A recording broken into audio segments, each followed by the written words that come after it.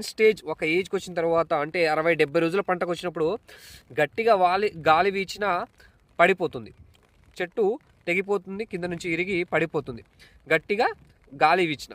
ఇంకోటి ఏంటి తెలుసా, మళ్ళీ ఇంకోటి ఏంటంటే ఇది ఆ టైంలో పూత కాపు దశలో మొక్కకు కావాల్సిన పోషకాలను అందించలేదు.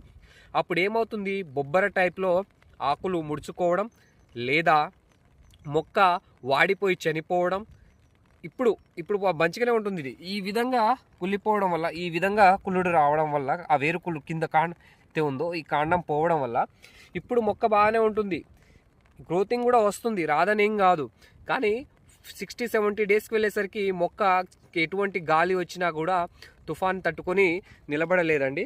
అండ్ మనకు కాపు దశలో మొక్క కావాల్సినటువంటి పోషకాలను అందించలేక బొబ్బర తిరగడం కానీ లేకపోతే వాడిపోయి చనిపోవడం కానీ జరుగుతుంది.